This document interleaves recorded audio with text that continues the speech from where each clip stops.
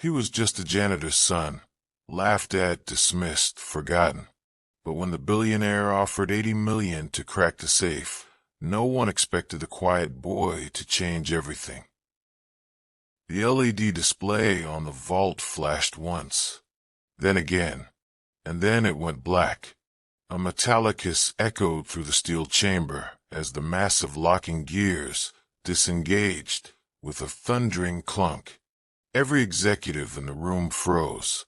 Charles Whitmore's whiskey glass slipped from his hand, shattering on the polished concrete floor.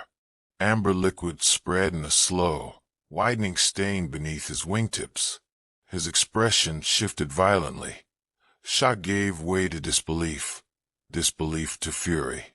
"No," he muttered, his voice barely above a whisper. "No, that's not possible." All eyes turned toward the center of the room, toward the boy standing calmly in front of the now unlocked vault. Andre Brown, 10 years old, hoodie too big, blue backpack, eyes too sharp for his age. He hadn't flinched when the vault opened. He was watching the code sequence, as if still studying its rhythm, as if this wasn't a miracle, but just another problem he had solved. "You little cheat," Charles growled suddenly, stepping forward. His voice rose, hoarse and dangerous.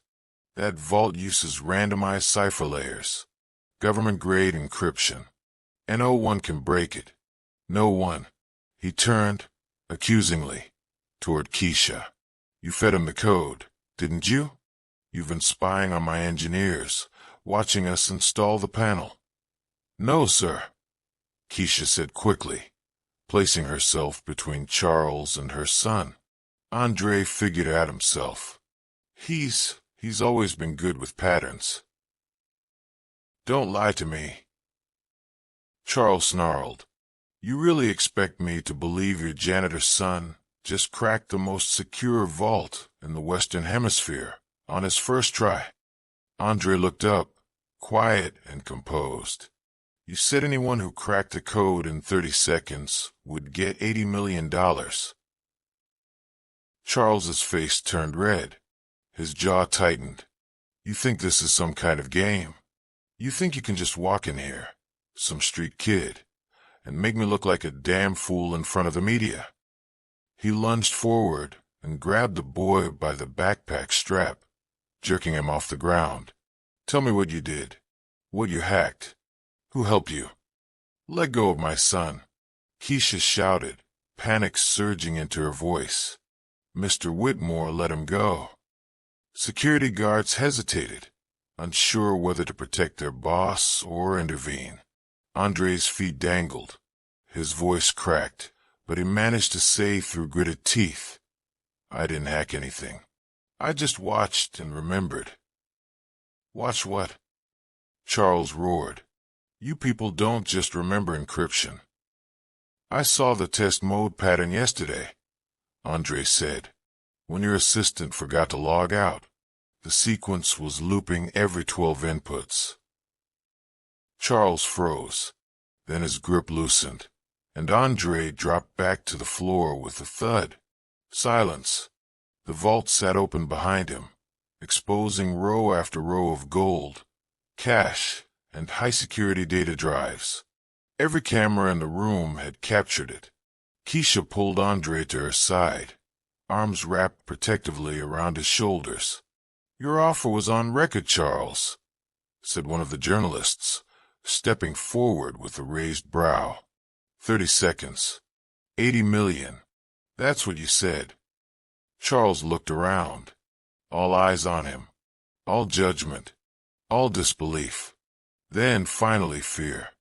Before we dive deeper into this powerful story of faith, redemption, and purpose, if you're moved by stories where God lifts the overlooked, where impossible doors open, and where faith finds its voice, like this video, subscribe to the channel, and tell us where in the world you are watching from.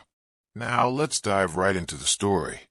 The lights dimmed in the executive auditorium, and the crowd quieted with anticipation. Charles Whitmore strode onto the stage like a man walking on water. Sharp suit, sharper smile. His voice boomed through the speakers with polished arrogance. "Ladies and gentlemen," he grinned, waving a hand toward the giant steel vault at center stage. "This is the most secure AI-encrypted vault in the Western Hemisphere. Custom-coded, self-learning, self-randomizing." He tapped the vault, and the LED screen flickered to life. Columns of shifting numbers glowing red against steel. "Not even the Pentagon could break this," Charles said, pausing for dramatic effect. "And today, I'm putting my money where my mouth is." He glanced over the crowd, ward members in tailored suits, engineers in tech hoodies, journalists holding their breath. Then, smirking, he declared, "Crack this code in 30 seconds, and I'll hand you $80 million. Right here. Right now." Laughter rolled through the room. One engineer stepped forward, fingers flying across the panel. Beep. Red screen. Denied. Another tried. Then another. Charles watched them fail like a king watching jesters fumble their tricks. In the back of the room, unnoticed, Andre Brown leaned forward in his seat, eyes locked on the pulsing rhythm of the numbers. 12 flashes. Pause. 12 again. He didn't care about the money. He cared about the pattern. "God, is this you showing me something? Am I supposed to see this?" Charles continued, arms wide. "This vault isn't just tech. It's trust. It's legacy. And it's untouchable." Keisha, still in her uniform, stood off to the side near the catering cart, arms crossed. She spotted Andre squinting at the display, whispering numbers under his breath. "Baby, you all right?" she asked softly. He nodded, but didn't look at her. "It's counting, Mama." Like a song. Keisha felt a flutter in her chest, not fear, not pride. Something else. A stirring. The kind that makes you pray without moving your lips. "Lord, what are you doing through my boy?" Another try. Another failure. The laughter grew louder. Then Charles turned back to the crowd with one last theatrical sneer. "Well, looks like my money's safe." But Andre didn't hear him. He only saw the code dancing like music. 1, 2, 3, 4, 12. Rest. Again. Then it changed, but only a little. And he smiled.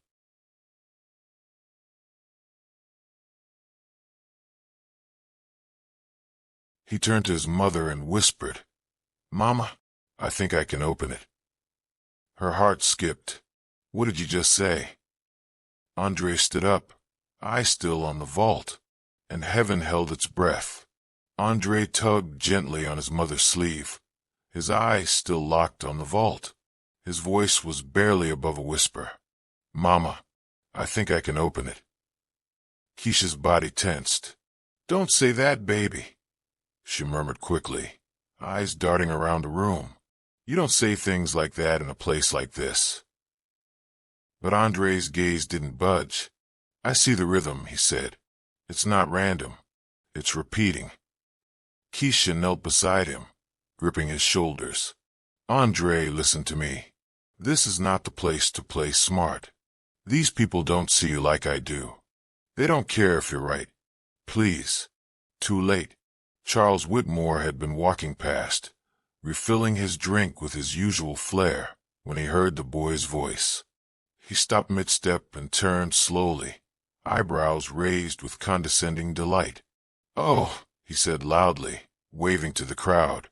"Did I just hear that right? The janitor's kid thinks he can crack the code." Laughter erupted. Someone actually clapped. Keisha froze. She felt heat crawl up her neck and shame churn in her stomach. She'd spent her whole life teaching Andre to stay small in rooms like this, to be quiet, unnoticed, safe. But her son, he wasn't afraid. Not even a little. Charles grinned like a man offering a dare at a poker table. "Well, this ought to be good. Go on, genius." Let's see what you've got. Keisha stepped forward, hand out. Sir, please. He's just a boy. Charles cut her off with a scoff. Your boy made a bold claim. Let's give the audience what they came for. Andre turned to her, soft but certain. Mama, I really can do it. She searched his face. That same face she'd kissed every night since he was born. The same eyes that used to cry over multiplication tables, now lit up with the kind of quiet fire. She saw it again, that stirring.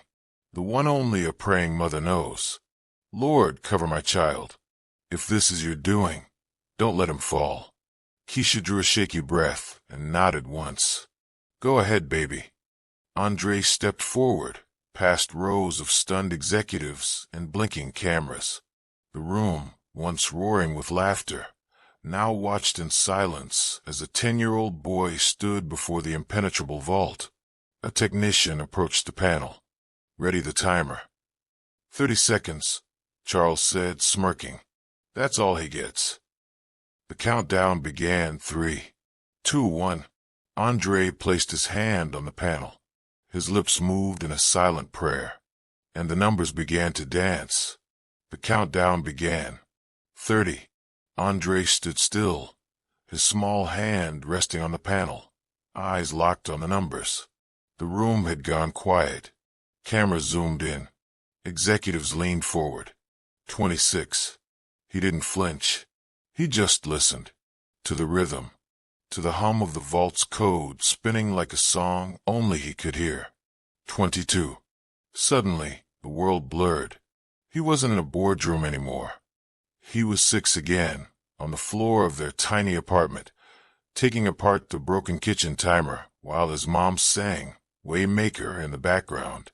He traced the wiring with crayons, figuring out where the spark had died. 17. He was 7, watching a YouTube video on binary codes, while Keisha mopped beside him at the night school where she cleaned. He asked her if numbers could talk. She said God could speak in anything, even math. 14. He was 8, hacking into his own tablet when the password locked him out. His fingers moved faster than his thoughts. Now he was here. 10. The rhythm sharpened. 12 flashes. Pause. Again. And now it changed slightly. Not random. Just dressed up to look like it. Andre blinked. It was a loop. 7. He breathed in. Whispered. Jesus, help me see it clear. 6. His fingers moved. 5. Click. 4. Tap. 3. Tap. Tap. 2. One last press. 1. Silence. Then click.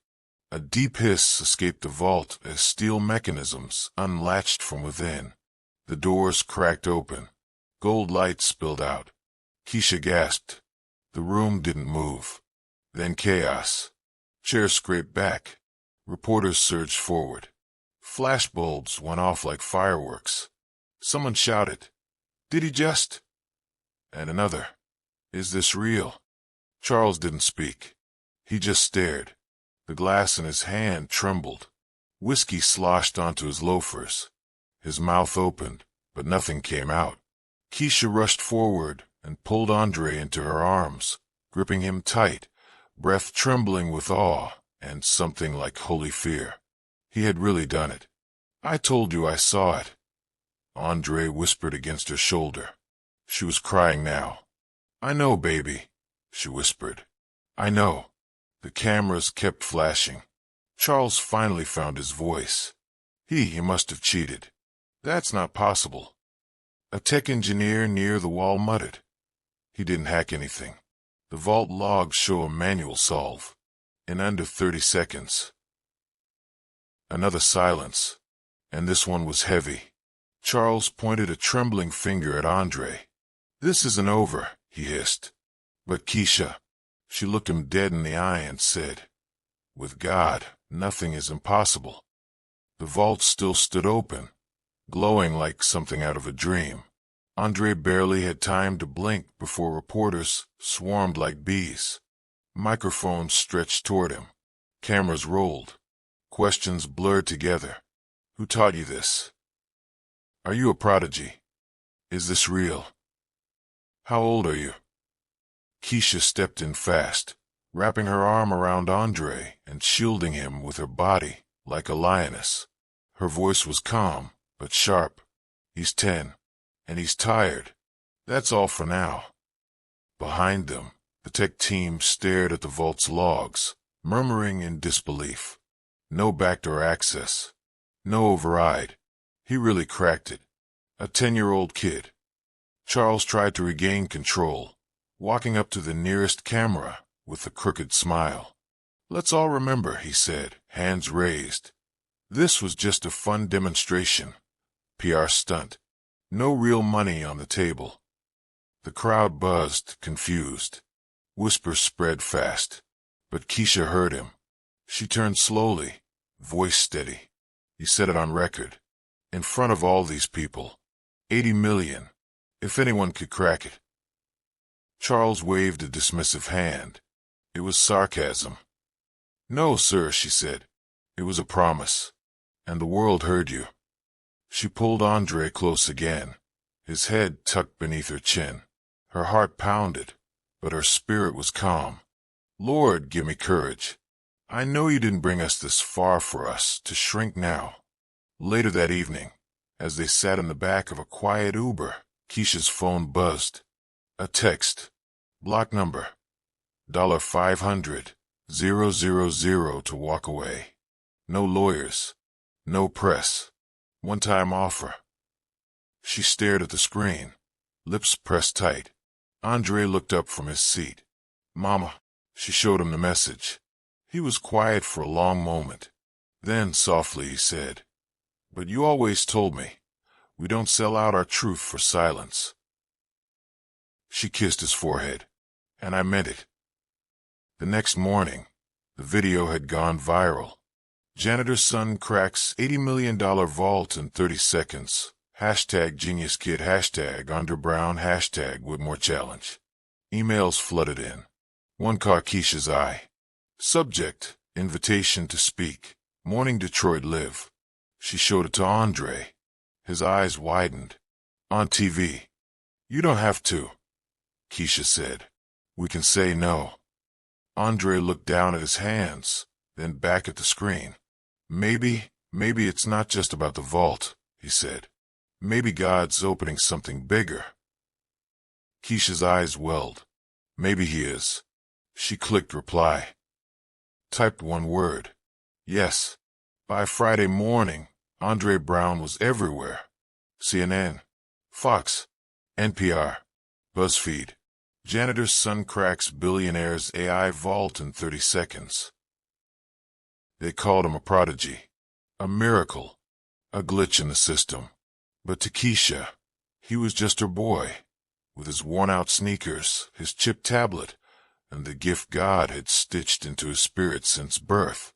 She sat on the couch with a mug of tea going cold in her hands, while Andre spoke softly into the microphone of a live interview. Yes, ma'am. I just saw a pattern.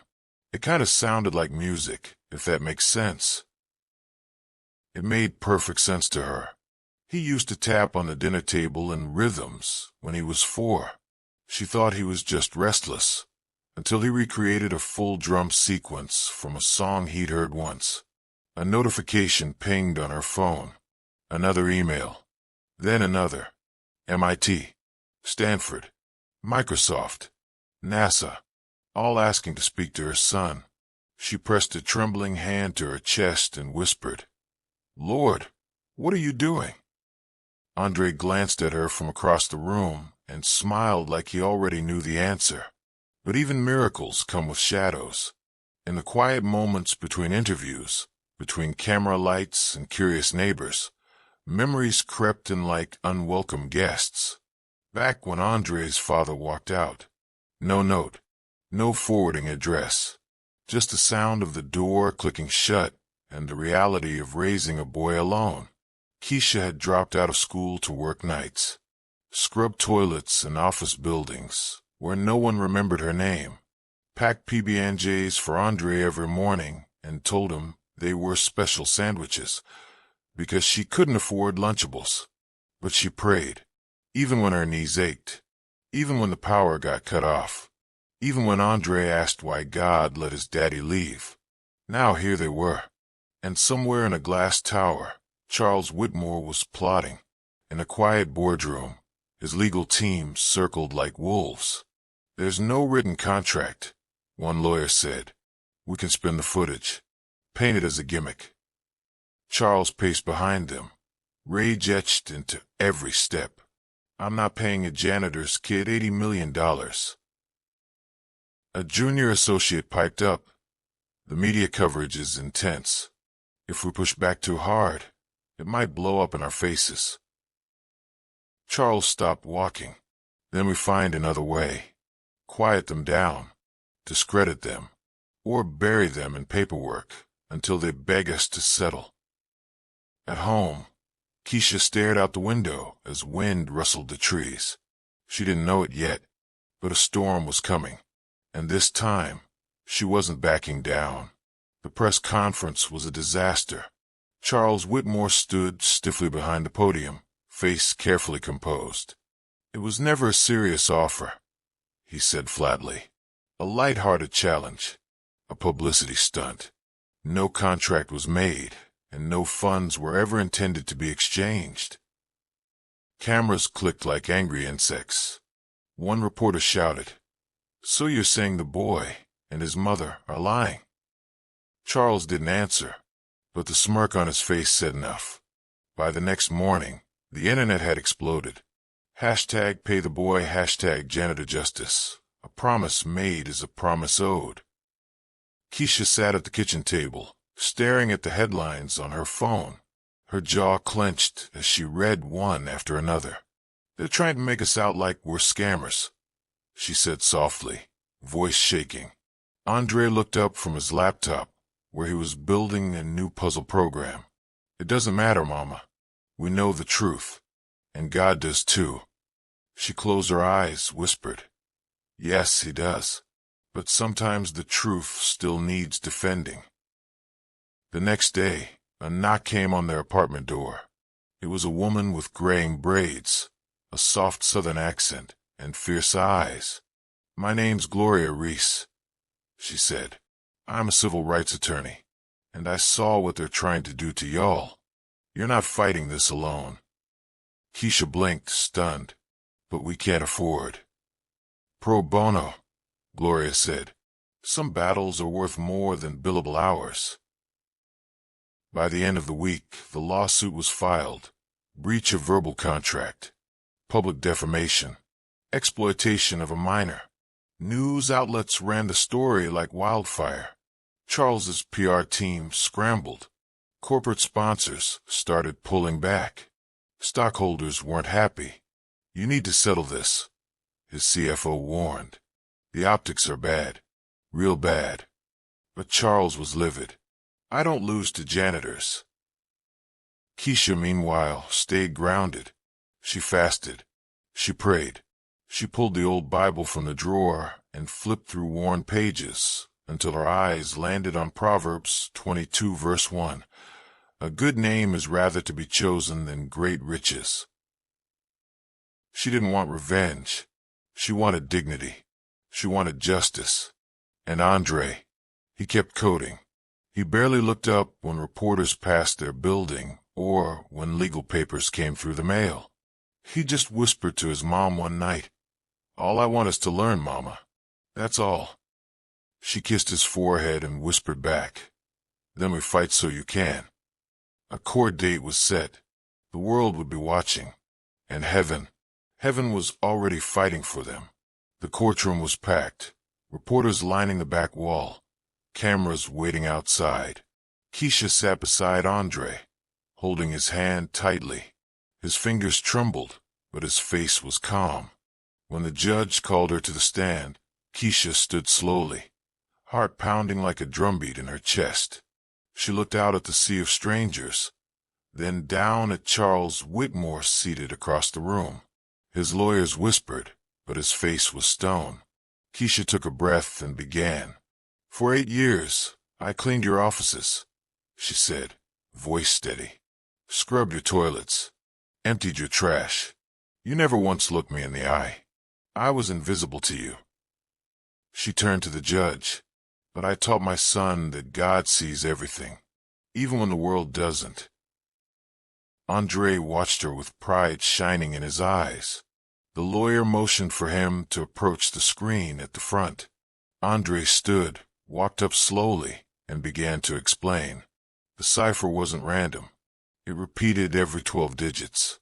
I tracked the pattern, and by the third loop, I could anticipate the sequence. He tapped through a simplified version of the interface. The room went quiet. Even Charles's head tilted. Andre glanced toward his mom, then back at the judge. It's just math, and music, and maybe a little bit of prayer. A soft laugh rippled through the gallery. The judge folded his hands. I've reviewed the evidence. I've watched the footage, and I've listened to this family. He turned to Charles. You made a public promise. You owe this child what you pledged. The gavel hit the bench. Judgment for the Browns. Reporters surged as Charles stumbled out of the courtroom, face flushed, silence burning in his throat. The next morning's headline read, Billionaire pays $80 million to Janitor's son, who beat his AI vault. But Andre didn't celebrate. He sat at the kitchen table, pushing away his cereal as Keisha scrolled through endorsement emails. Nike, Intel, Netflix. He shook his head. I don't want any of it, Mama. She paused. Are you sure? He nodded. I just want to build stuff. Maybe help other kids do the same. Tears welled in her eyes. That afternoon, she began paperwork for a nonprofit, Code to Light, a space to teach coding and robotics to kids from neighborhoods like theirs. She wrote the mission herself. To see the overlooked. To lift the unheard. To spark what the world calls impossible. That night, Keisha looked at Andre asleep on the couch, a Bible resting on his chest. And in the stillness, she whispered, Thank you, Lord, for giving me more than I ever dreamed. 6 months later, Keisha stood behind a podium that bore her name.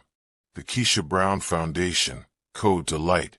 The old mop she used to carry had long been replaced by a clipboard and a calendar full of meetings, outreach programs, and community events. Her office, once a dream too big to imagine, now overlooked a courtyard filled with kids learning to code on donated laptops. God had flipped the script.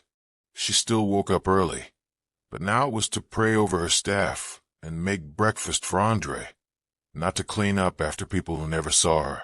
Andre, her miracle boy. He'd just received a full scholarship to Midwest STEM Institute, one of the top tech academies in the country. He still tinkered with gadgets on the floor, still got lost in algorithms, the way most kids got lost in video games. He was still hers. Today, they had been invited back. The vault was now on display at a tech conference downtown, not to show off its power, but to honor the boy who cracked it. As they entered the event center, cameras flashed, but Keisha barely noticed. She was too busy watching Andre. He didn't walk like someone in a spotlight. He walked like someone who belonged. Mr. Andre Brown. The host beamed into the mic. Our guest of honor. Applause echoed through the space. Andre approached the stage, a little taller now, but still quiet, still humble. He looked out over the crowd, then over at the vault, sealed again, silent. He turned to his mom, and with a quiet smile said, I didn't open that vault for the money. Keisha blinked, her heart full. I know, baby, she said, her voice thick with emotion. But now the world knows you. He stepped forward and laid his hand gently on the steel. It was cold, hard, unforgiving, just like the world had been. But now it was open, not the vault, but the door to everything they had once been told they couldn't have. A seat at the table, a voice in the room, a future that belonged to them. Andre looked up, eyes glowing not with pride but peace. God had given him more than a gift. He'd given him purpose.